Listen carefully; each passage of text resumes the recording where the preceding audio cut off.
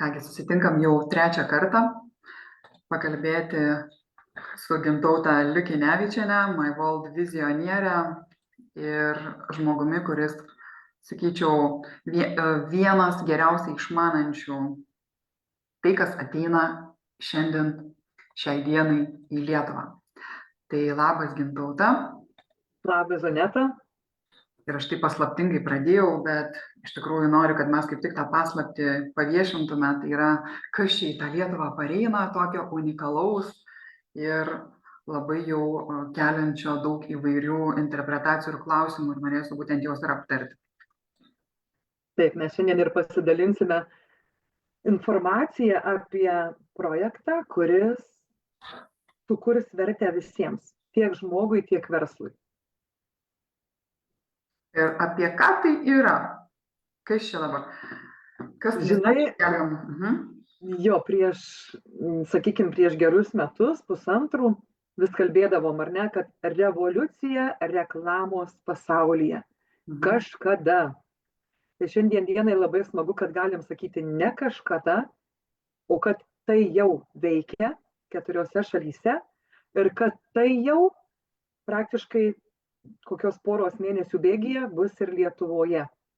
Ir dar vienas toksai momentas, kurį man norisi labai pabrėžti, pasidžiaugti, kad tai yra naujas projektas, kuris startuoja per laiko patikrintos kompanijos platformą.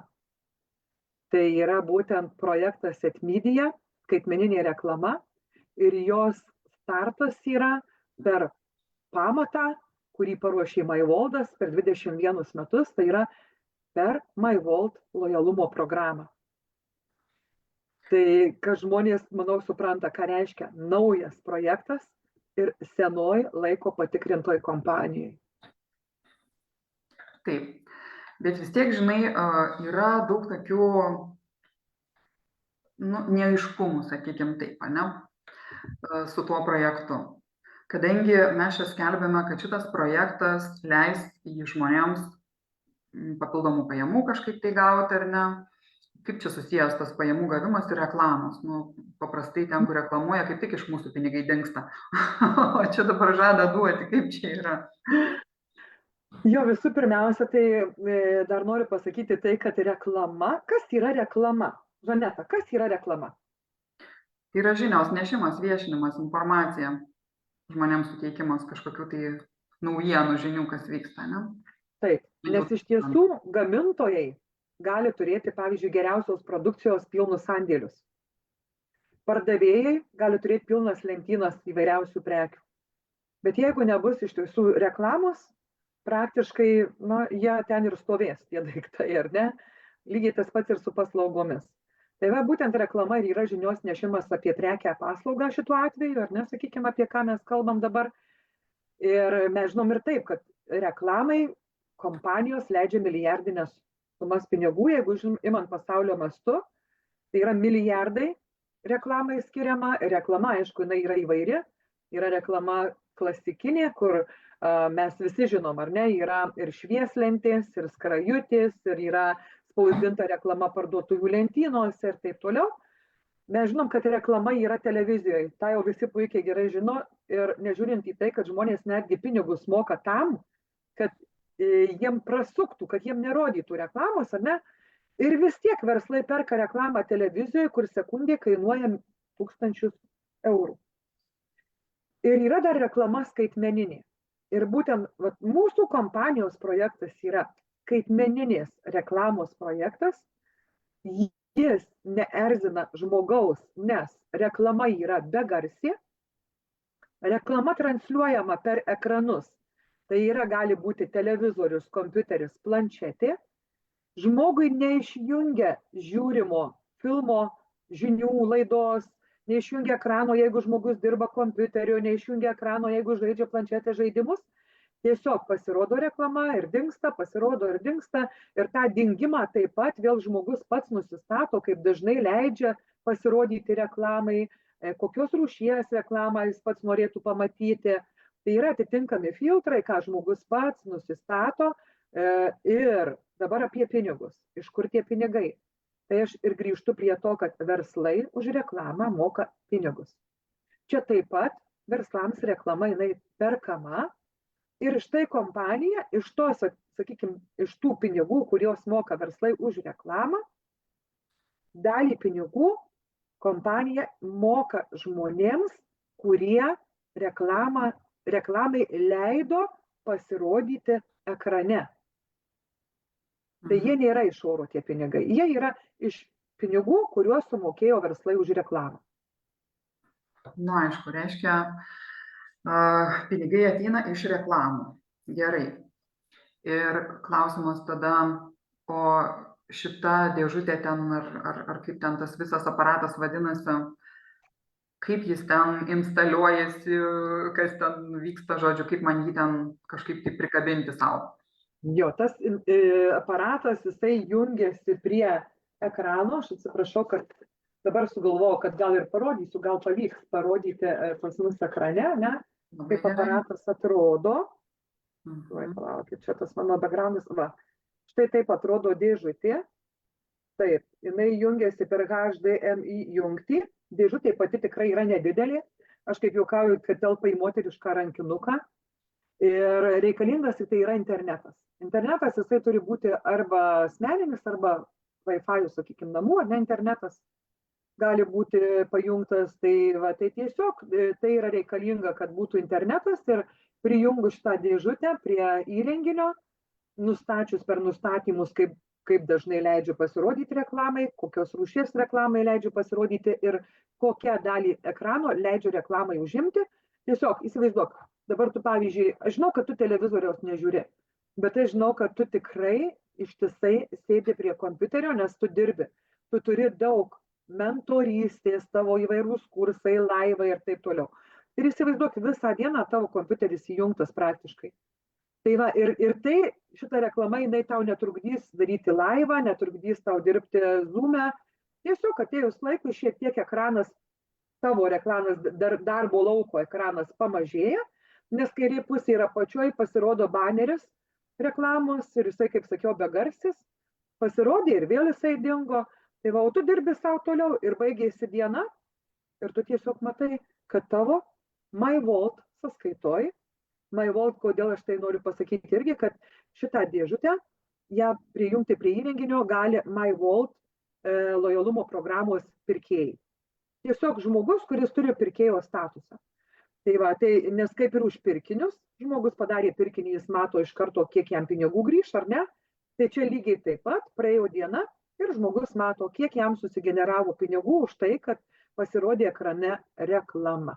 Nes čia pasakyti, kiek pinigų uždirbs per dieną konkrečios sumos, neįmanoma įvardinti, nes suma ji ir priklauso nuo to, kaip ilgai per dieną, sakykime, tas ekranas įjungtas, ar ne, kaip dažnai leidžiama reklamai pasirodyti ir kokia dalis ekrano užima reklama, kokią dalį ekrano. Tai nuo to ir priklauso būtent išmokų dalis. Ir aš pati mačiau, kad, pavyzdžiui, dalinasi kolegos iš kitų šalių savo irgi generuojamom pajamom. Pas vieną matai, kad, pavyzdžiui, per dieną susigeneravo 2-3 eurai, o pas kitą matai, kad netgi 9 eurai per dieną susigeneravę. Tai aš tikiu, nes tikrai yra žmonių, kurie, sakykime, visą dieną aš pati dirbu ištisai, jeigu niekur neišvažiuoju, aš sėdžiu prie kompiuterio, ryte 9 įjungiu, vakare 9 išjungiu. Tai va, tai yra skirtumas, kur 12 valandų įjungta, ar nebus reklaminis takelis, ir kur, sakykime, 4 valandas per dieną.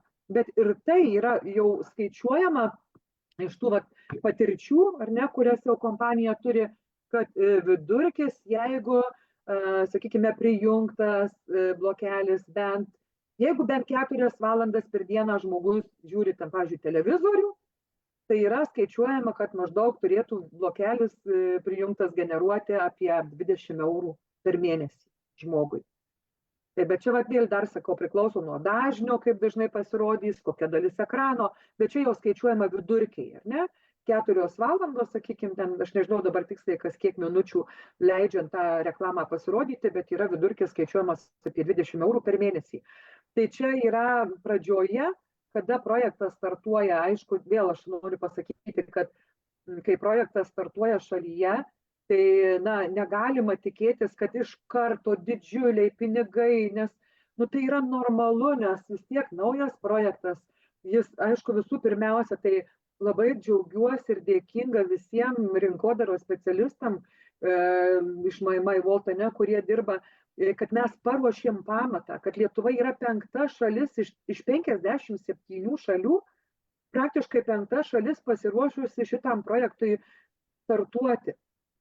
Tai didžiulis darbas padarytas jau jisai yra. Ir normalu, kad kompanija nepaleidinės projekto, jeigu nebūtų pamato, sakykime, kažkokio, ar ne? Ir jo startas projekto, tai žinoma, kad tai bus pradžia. Ir tas dėžučių skaičius dar jisai, ar ne, pirma siunta atitinkamas kiekis. Ir tie patys verslai, ar ne, reklamą pirks. Tai čia va, tas momentas, kaip sakau, dabar reikia palaikymo, reikia to apsijungimo, reikia tų žmonių vizionierių, ar ne, kurie supranta, ką reiškia paleisti naują projektą, kuris turi didžiulę perspektyvą.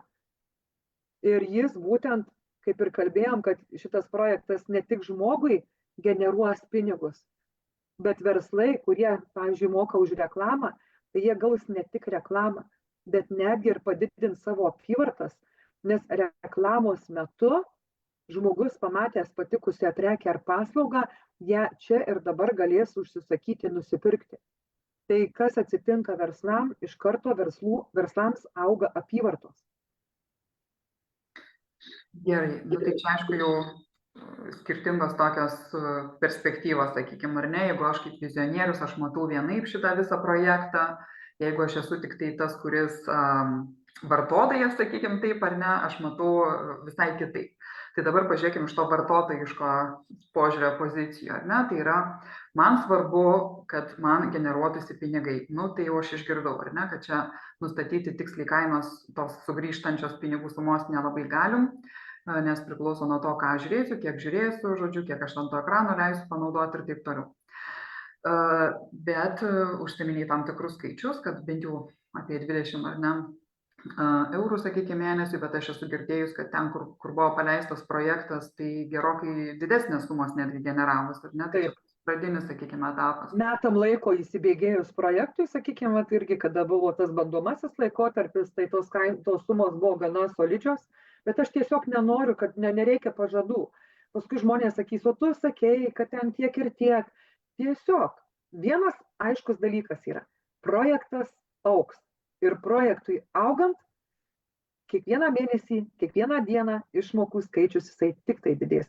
Nes šitą reklamą pirkti galės ne tik MyVolt partneriai verslai, bet ją galės pirkti ir bet kuris prekybininkas. Bet tai su laiku netgi didieji prekybos tinklai galės pirkti šitą reklaminį kanalą. Supratau. Gerai. Tai čia, sakykime, apie tą grąžą užteks dabar mūsų, man dabar dar irgi rūpi saugumas. Ar tai yra tikrai saugu, nesugadins ten mano aparato, nes čia irgi labai svarbu turėti kompiuterį, kaip sakė, kiekvieną dieną ir dirbu su juo maža ką. Ir galbūt mano duomenys kažkur tai ten nusisiurps, nežinau kokiais būdais, ar tai yra saugu, ar nepakenks. Tai, žinai, aš dabar tada tau norėčiau pasakyti, paklausti, aš žinau, aišku, kad tu televizoriaus neturi ir pas tave blokelių nėra kažkokių, bet kiek žmonės prisijungia įvairiausių, yra blokelių prie savo įrenginių. Aš ir televizoriaus neturiu, aš neįvardinsiu, bet aš tikrai žinau, kad ten ir Netflix, tai gal net ir ne blokeliai dabar, bet esmė ta, kad tikrai įvairūs blokeliai, tai čia tiesiog yra blokelis, aišku, kuo man patinka pati MyVoltas, tai, kad jie turi labai stiprią žmogaus duomenų apsaugos programą, pati kompanija. Tai čia jau kalbant apie tai, kadangi pinigai irgi per MyVoltą žmogui, ar ne, nes MyVolto pirkėjas jungia blokelį, pinigai grįžta jam jisai mato savo MyVolto paskyroj ir pinigų žmogus pats, jeigu pats įves banko duomenis per savo paskyrą ir nukreips į banką, nes čia bus grynųjų pinigų srautas, ar ne? Tai va, tai čia aš noriu pasakyti, jau vien kalbant apie patį MyVoltą, kad tai yra labai stipri žmogaus duomenų apsaugos programa, tai čia jau iš karto duoda žinutę, kad ir tai saugu ir kad tai yra, kaip sakiau, paleidžiama per MyWaldo programą. Dabar pradėjau galvoti, kad nenusišnekėčiau, geriau nevardinsiu blokelių pavadinimų. Užteks pradžiai ir tiek. Gerai, tada dar vienas klausimas. Nu, sakykime, aš turiu ten kažkokių tai vaikų, ar ne, tie, kurie prieina prie, jeigu aš, tarkim, televizorių turiu, kurie žiūri tą savo televizorių, nes aš žinau, kad šitą blokelį ir prie planšečių galima pridėti, galbūt vaikai su jom daugiau ar ne reikalų turi. Nu va, ir sakyk, kad yra tas pultelis, kuriuo ten galima nusipirkti. Ar nebus paskui man bėdos, kad, žinai, tai to, kad aš generuočiau pinigus, žiūrėsiu, kad man ten viską jau išlaidė jie. Nu, tai žinai, tiesiog tada tėvai turėtų pasirūpinti, kad tas pultelis, kad vaikas nepripirktų, ko nereikia. Nu, tai logiška, tai žinai, vis tiek pasidėk saugiai, kad vaikas pirkinių. Aš žinok, negaliu įvardinti dabar tiksliai, kaip pats pirkimo procesas vyksta. Tikrai aš jo nemačiau. Bet tai be abejo, ten vien paspaudus pultelyje pirkti, tai automatiškai tu prekės nenupirksi bet kokiu atveju, nes vis tiek tai yra, na, ir sujungimas su banku, ten, sakykime, bankų apsaugos, kortelių apsaugos yra. Tai čia vėl logiška, kad vaikas paėmęs pultelį, jisai pirkinio nenupirk šiaip savo. Ar ne? Nu, bet kitas dalykas ir tą patį pultelį, jeigu vaikas žaidžia žaidimus planšetę, tai tu prijungsi, sakykime, net media boksiuką, bet tai ar vaikui dar būtina paduoti pultelį? Nu tikrai, kam? Nu gerai, įtikinai. Dabar tada kitas klausimas. Ar galiu aš turėti daugiau negu vieną tą blokelį? Gal aš noriu kažkaip daugiau ten pasigeneruotų pinigų, ar yra tokia galimybė? Namų ūkyje gali būti ne vienas blokelis, bet žmogus savo vardu gali turėti tik tai vieną. Tai reiškia, kad, sakykime, pirmiausia, tai žmogus turi būti pilnametis, nes į MyWalt pirkėjus taip pat registruojasi tik tai nuo 18 su pliusu metų žmonės. Ir vienas toks aparačiukas gali būti prijungtas kitaip sakant, žmogui vienas aparačiukas, bet namuose, pavyzdžiui, tu esi MyWalt pirkėja, galbūt tavo šeimoje yra šeimos narių pilnamečių, ar ne, ar vaikas, ar su tėvais gyveni, ar antra pusė, ar dar kažkas.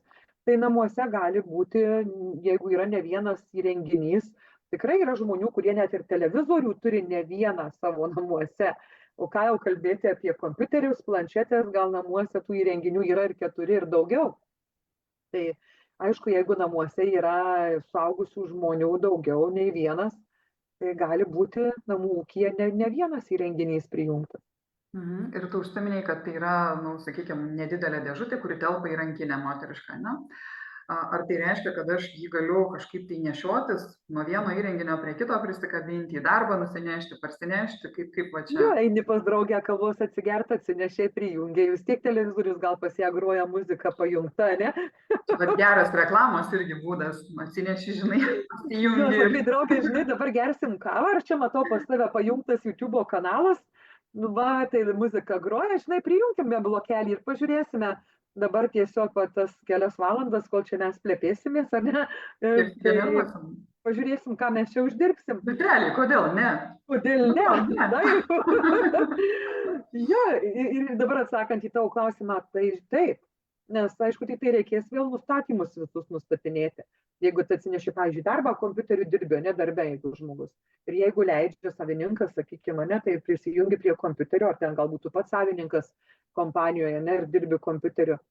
Tai prisijungiai, eini namo, atjungiai blokelį, grįžęs namo, vėl reikia nustatyti, tai viskas tas pajungimas, bet vėl, aš mačiau būtent jau pavyzdį pajungimą blokelių, trunka apie 3 minutės, kai žmogus žino, kaip, kur koks laidas įdėtas, kaip nustatymai filtrai nusistato, užtrunka apie 3 minutės. Tai žinai, tai kas tas yra iš tikrųjų, tai nėra sudėtinga ir... Supratau. Ir dar vienas momentas, žinai, taip, tai yra pradinis variantas. Tai normalu ir tikrai mes žinom, kad šito pačio blokelio, jo parametrai tobulinami. Kompanija investuoja daug dabar į dirbtinį intelektą. Laikui bėgant, tikrai nenustebčiau, galbūt vietoj tos dėžutės liks tai kaip USB jungtis, ne, ta prasme, kaip flešiukas, atsiprašau. Ne, tai niekas nežino, iki kokio lygio ištobulės. Bet vėlgi, jeigu žmogus turi dėžutę, jeigu jis ją vieną kartą nusipirko, tai labai yra šaunu, nes kompanija gavom tą informaciją, kad nesvarbu, keisis parametrai, jeigu ir pati forma keisis, ar ne, įrenginys žmogui bus keičiamas. Puiku. o man už tai reikės dar papildomai mokėti ten įsigijant kažką, sakykime, ar... Tai jeigu reiškia keičiamas, tai vadinasi ne. Tai ne. Ir net jeigu man sulūš, ten kas nors nutiks, žodžiu... Žinok, dabar reikėtų pasitikslinti, buvo kalbama apie draudimą. Žinai, kaip ir visus įrenginius, sakykime, ir telefoną perkam ir būna pasiūlytas draudimas. Tai kiek pamenu, buvo kalbama, kad kažkur tai 1 berods euras į mėnesį draudimas. Aš dabar tikrai bijau neprišnekėti to, ko nežinau 100%, bet apie tai buvo kalbama, kad jeigu žmogus, sakykime, norėtų turėti draudimą šitam įrenginiui, tai jisai kaip ir turėtų būti, kiek suprantu. Tai žodžiu, man bet kuriuo atveju nereikės rūpintis ten nei taisymais, nei kažkuo, ar ne, bus kažkas, kas to pasirūpins. Taip. Gerai, nei keitimais, nei taisymais. Nu ką, puiku. Tai tada klausimas lieka, kokia čia tai investicija į tą dėžutę? Dėžutės pats pirkėjas tiesiogiai per savo paskyrą dėžutės nusipirkti negali. Tiesiog jisai kreipiasi į rinkodaros specialistą, į Laikonet marketerį ir tada mes parenkam žmogui geriausią variantą, nes jeigu žiūrint, sakykime, dėžučių pirkimą, tai mes kooperuojamės, perkam, kitaip sakant, 10 dėžučių paketą, tada gaunasi dėžutė pačia žemiausia kaina, 250 eurų. Žmogus nusipirkęs dėžutę gauna taip pat ne tik dėžutę, bet ir 250 SP taškų. Lietuvoje tai lietuviškai tariant, tai būtų pirkimo taškai. Shopping pointai tarptautinis, ar ne, yra toksai žodis. Tai gauna žmogus lygiai tiek pat, kiek išleido pinigų dėžutei, žmogus gavo lygiai tiek pat SP taškų, pirkimo taškų, kurie jam generuosis į grynuosius, ne iš karto, galima sakyti ir iš karto, jeigu žmogus eis apsipirkinėti pas MyWorld prekybininkus, jam nuo pat pirmų pirkinių per cashback dealų sistemą gali pradėti grynintis tie SP taškai. Kitaip sakant, kad dabar neprivelt per daug informacijos, noriu pasakyti, žmogus išleido 250 eurų ir jam sugrįž 250 eurų per pirkinius, nes per pirkinius SP taškai konvertuojasi į grynuosius pinigus. Tai čia beveik kaip ir gaunas, kad 0. Taip. Tai, žinai, vėl sunku labai paskaičiuoti, per kiek laiko grąža pareis, ar ne, bet jeigu, pavyzdžiui, ten šeima, ar ne daugiau perkantys kažką žmonės yra, tai ta jo investicija žmogui, aš manau, kad tikrai turėtų, pavyzdžiui, sugrįžti metų bėgyje, o toliau praktiškai žmogus turės pelną. O galbūt jam ir greičiau. Aš čia kalbu tiesiog vėl, žinai, kad neišpučiant to burbulo. Bet nes pažiūrėk, dabar jeigu mes pažiūrėsim, kiek yra žmonių, ypač tie senjorai, ar ne? Žiemą žmonės niekur neišeina, jie sėdi prie televizoriaus. Ir kai įsijungia serialus nuo ryto, ir juos baigėsi jie tik tai vakare, kai eina miegoti. Tai pas tokį žmogų prijungtas blokelis, jisai tikrai sugeneruos, gal per kokią pusę metų jam atsipirks tie pinigai, nes jisai ilgai įjungtas yra. Žmonės, kurie į darbą išeina, tai aš suprantu, bet gal televizorius ten per 1-4 valandas kokias įjungtas būna, ne? Bet jeigu palyginsim seniorus, tai tiesiog ir įsivaizduok, sugrįžta žmogui, ką išleido, ir jam įrenginys lieka visam laikui, ateityje jau generuoti pajamas. Absoliučiai pelną galima sakyti. Tai puikios žinios iš tikrųjų. Tai aš tai jau tame. Ir aš. Jau mane nupirkai su savo informacija. Ačiū tau. Ir galbūt irgi kas nors čia pas mūsų klausote, matau, kad turim prisijungusių ir besisveikinančių. Tai labas, sveiki. Tik tai jeigu turit klausimų, aišku, juos užduokite arba dabar arba vėliau. Visada sugrįšim, atsakysim. O man tada dar rūpi, tai jeigu aš jau nusprendžiu, aš, tarkim, dabar išgirdau tik informaciją pirmą kartą, ar ne, ir jau nusprendžiu, kad visai šauni idėja, noriu prisijungti. Tai nuo ko man pradėti, ką man daryti? Žinai, man labai patinka, kai žmogus išgirdo informaciją, bet nekrenta stačia galva, kad jis sugrįžtų individualiai pasikalbėti arba, sakykime, kiekvieną pirmadienį 8 valandą. Nes dabar tai buvo ne prezentacija, ne? Tai buvo tiesiog mūsų pokalbis su žinute, kuri tikrai kuria vertę kiekvienam žmogui, jeigu jis išgirs informaciją, įsigilins ir pasinaudos tuo. bet mes pirmadieniais 8 valandą turim 30 minučių Zoomo informacinį tokį laikotarpį, kada parodo prezentaciją, paaiškinu žmogui visas galimybės. Ir net ir po to aš visada kviečiu žmogų individualiai pasikonsultuoti. Todėl, kad norisi, kad tikrai žmogus viską suprastų. Ir kai aš žmogui sakau, ar tu viską supranti, ar tau viskas aišku, jeigu nori, tai va tada mes jau einam pirmin, nes žinot, kad nebūtų, vau, išgirdau, nusipirkau ir žinai, čia dabar iš karto man nesigeneruoja per dieną ten po 10-20 eurų. Ne, turi žmogus suprasti apie pradžią projekto ar ne, ir kaip tai viskas veikia. Be kita ko yra tų galimybių ir daugiau per šitą Atmedia projektą. Tai va tiesiog, kada žmogus ateina paskui individualiai pasikalbėti, tai galima parinkti žmogui pagal jo norus, galimybės, geriausią pasiūlymą ir judam pirmin. Tai aš žinau, kad gali žmogus kreiptis ir į tave, nes tu dabar tai buvai tas kaip ir pradinukas, ar ne, kuriam, kitaip sakant, tu esi tas žmogus, kuris taip pat susiduria su klausimais iš aplinkos. Ir tu dabar buvai aletas iš aplinkos, ar ne, mūsų pokalbio metu. Bet ir pati tu turi tikrai pakankamai žinių, pakankamai informacijos, tai žmonės gali kreiptis į tave, žmonės gali kreiptis į mane, į kitus MyLikeOnet marketerius, kurie aktyviai jungiasi prie šito projekto plėtros. Ir jeigu žmogui, kaip sakau, jeigu jums, bežiūrint šitą video ar laivą, sujudėjo viduje bent šiek tiek, kad vau, įdomu, nenumokit ranką, sugrįžkit. Puiku.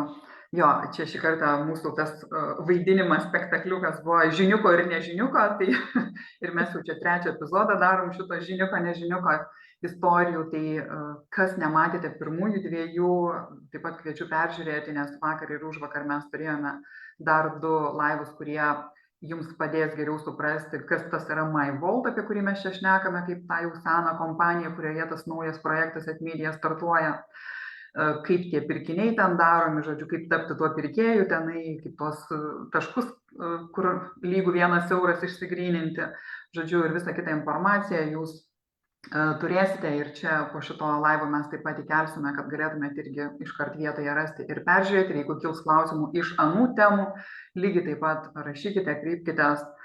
Tai yra temos ir kaip pirkėjams, temos kaip ir pardavėjams arba verslams, kurios taip pat labai aktualios su savo žinute.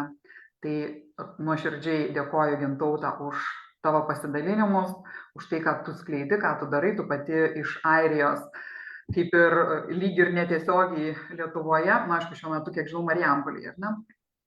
Tai, žodžiu, iš tikrųjų esu dėkinga už tai, ką tu darai vardan tos Lietuvos ir neši šitą žinią, kad tie Lietuvos žmonės gautų maksimaliai, ką gali gauti, kas pasaulyje iš tikrųjų dar tik tai naujienos. Mes Lietuva jau dėka tavęs, dėka tavo visų komandos narių ir tos visos bendruomenės, kas susijęs su MyVault, tai galim turėti ir jau naudotis. Tai didžiuliam dėkingume. Ačiū tau. Aš tau dėkingume irgi už tai, kad prisidedi prie tos būtent informacijos nešimo, nes kuo daugiau žmonių pasieks šitą informaciją, tuo daugiau žmonių turės pinigų, kitą gyvenimo, kitaip sakant, pagerins gyvenimo kokybę. Taip, o mes ir esam apie gausą. Tai va, ačiū visiems ir iki kitų susitikimų, nes tikiu, kad šitas pokalbis bus ne paskutinis mums. Iki kitų kartų. Ačiū tau labai. Dėkui visiems taip pat. Iki.